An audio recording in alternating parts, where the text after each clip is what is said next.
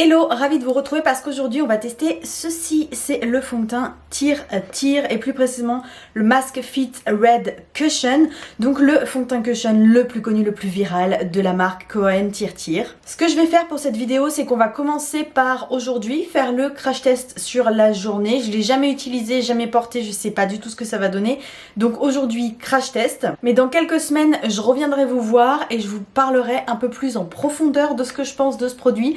Parce que si vous voulez des crash tests, et ben en fait vous en avez plein les réseaux sociaux en format court. Il y en a vraiment peut-être 1 million dans toutes les langues. Donc vous trouverez ça. Par contre des revues complètes avec des personnes qui testent le fond de teint pendant plusieurs semaines, on en trouve un peu moins quand même. Qu'est-ce que ça veut dire Tear? Parce que je me suis quand même posé la question et ça voudrait dire Trust in Radiance.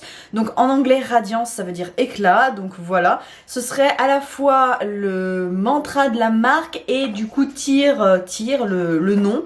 Voilà. La marque aurait été fondée en 2016 par une influenceuse coréenne qui s'appelle Lee Yubin, que je connais pas particulièrement pour tout vous avouer. Et du coup, ce fond de teint là, c'est le fond de teint le plus connu. Vous avez entendu, c'est Happy qui fait ça. Ah, trop chou. Elle me regarde du genre, t'es en train de te foutre de ma gueule. Là, elle est là. Vous la voyez? Du coup, elle s'en va. Elle est vexée. Oh. Désolée, bref intermède Happy. Alors du coup j'en étais où? Donc le Mask Fit Cushion, c'est un fond de teint cushion qui existe en 30 teintes.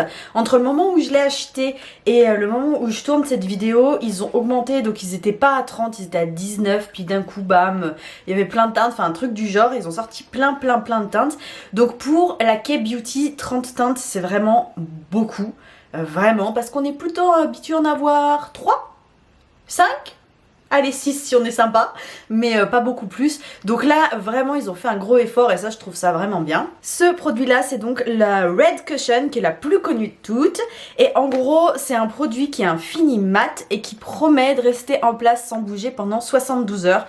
On va pas faire le test pendant 72 heures, ça fait un peu beaucoup et j'infligerai pas ça à ma peau, donc non. Mais du coup voilà, moi je l'ai choisi en teinte 24N. J'ai choisi un peu au hasard. Alors depuis que je l'ai acheté, il y a un filtre qui est sorti sur je sais pas s'il est sur TikTok et Instagram ou soit l'un soit l'autre, mais il y a un filtre qui est sorti pour nous aider à choisir notre teinte.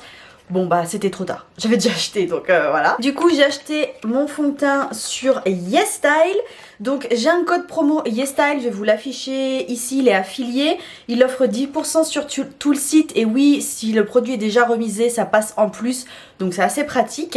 Et voici le petit produit. De toute façon oui, je vous mettrai donc le lien vers YesStyle en barre d'infos et vers d'autres e-shops. C'est pas du tout en collaboration avec un e-shop, j'ai acheté moi-même le produit.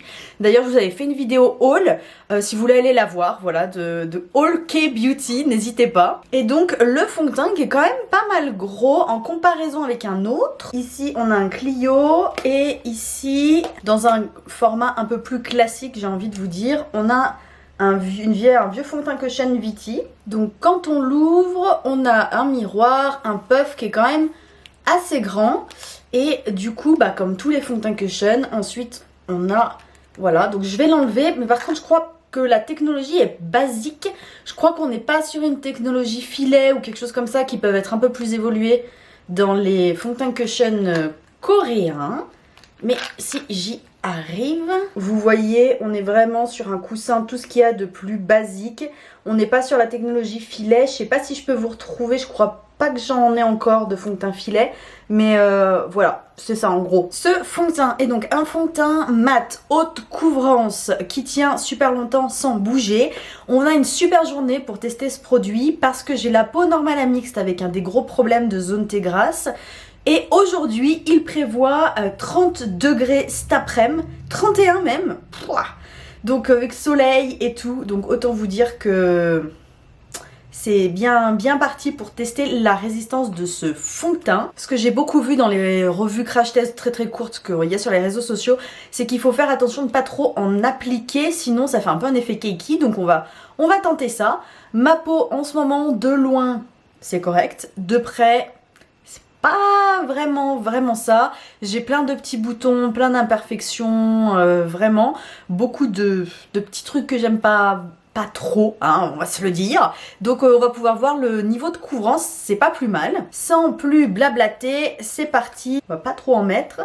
On va essayer d'enlever le surplus ici. Vous voyez, j'enlève le surplus, puis je vais appliquer. Oh, la teinte, j'espère vraiment que ça va le faire. J'ai pris...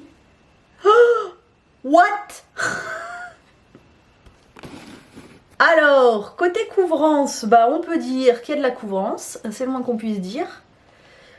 Par contre, la teinte est beaucoup trop jaune. Si vous voulez perdre de la couvrance, si un jour vous achetez un fond de teint Cushion et que vous dites c'est pas du tout le rendu auquel je m'attendais, il y a beaucoup trop de couvrance, il suffit de tirer comme ça. Au lieu de tapoter, on tire. Vous voyez, automatiquement, on perd de la couvrance, automatiquement. Et voilà le côté avec. Bon bah écoutez, c'est sympa. La lumière naturelle de ma peau ressort quand même, hein. Donc c'est mat, mais c'est pas ultra mat. Et on a une super jolie couvrance. J'ai pas fait le coup. Si je vous rapproche, on voit quand même en dessous les imperfections un peu, mais j'ai mis une fine couche. Donc je vais finir mon visage et je reviens. Et voici le résultat final. Alors mat, oui et non, parce que vous voyez quand même, hein. Enfin, j'ai juste à bouger mon visage, on voit quand même le glow. On voit aussi mes imperfections. En fait, je pense que si on en applique pas mal, on verrait plus rien, mais ça risque de faire cakey. Par contre, si on applique juste une fine couche, ça masque, ça fait canevas. En gros, ça enlève toutes les rougeurs, ça cache les vénules, etc. Mais les grosses imperfections qui sont bien rouges, un peu inflammées, genre ça là... ça enlève pas vraiment, ça camoufle un petit peu, mais ça va pas disparaître. J'ai tenté de contrebalancer le teint un peu jaune avec un anti-cerne, et là je vais quand même poudrer parce que je vous disais j'ai la peau normale à mix, donc c'est mort, il faut absolument que je poudre. Donc j'utilise une poudre coréenne de chez Innisfree qui est la plus connue. Je vous mettrai le nom à l'écran, je me souviens plus là tout de suite, mais ouais, j'utilise cette poudre là qui est une poudre ultra mat qui va aider mon teint à tenir quand même sous les 31 degrés. À la lumière naturelle, genre j'étais déjà à la lumière naturelle, mais là je suis devant une grande vitre, donc vous verrez vraiment bien.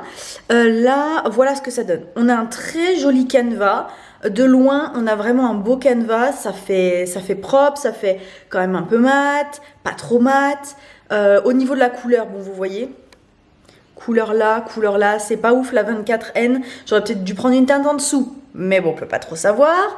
Et ensuite, au niveau, quand on se rapproche, donc ça marque un peu les ridules, là vous voyez les rides d'expression, c'est pas 100% net, je trouve que c'est un soupçon cakey de près, mais il y a pire, il y a clairement pire, et il y a aussi clairement mieux, hein. Voilà. Ah oui, au niveau des boutons, vous voyez. En première impression, comme ça, je dirais bon produit que je ne recommanderais pas du tout aux peaux matures, déjà, en première impression, ni aux peaux déshydratées. Parce que là, moi en fait, j'ai des problèmes à la barrière cutanée, donc j'ai la peau déshydratée, mais je mets une crème ultra riche tous les matins et tous les soirs. Donc j'arrive quand même à contrebalancer. Mais sur une peau déshydratée, à mon avis, on verrait tous les patchs de déshydratation et tout, ce serait pas super sympa. Ce que je vous propose, c'est que je vive ma journée et je vous retrouve ce soir, je vous fais un update, on verra un peu l'état. Je repoudrerai pas à midi, je laisserai comme ça. Et aussi, ah oui, info, j'ai oublié de vous le dire, mais parce que j'en utilise pas, je mets pas de primer, donc voilà, il y aura pas de primer sur mon visage, à part ma crème de jour, voilà. Donc voilà, à tout à l'heure. Ça fait à peu près un peu plus de 8 heures que je porte le fond de teint Tire et voici le rendu. Alors de loin, c'est encore très sympa, c'est vraiment sympa, ça a bien évolué. Je brille, par contre je suis plus mat, clairement. Je vous ai dit, hein, j'ai pas fait de retouche poudre. Donc voilà ce que ça donne de loin et de plus près. Donc si j'enlève les lunettes, vous voyez la marque, est-ce que ça veut bien focus? On a la marque des lunettes, mais c'est moins, j'ai envie de dire, bon c'est... elle y est, mais c'est moins pire qu'avec d'autres produits. Et on a quand même un rendu très correct. Je trouve que c'est encore très joli. J'ai perdu un peu de couvrance, surtout là où je me suis mouchée et tout ça.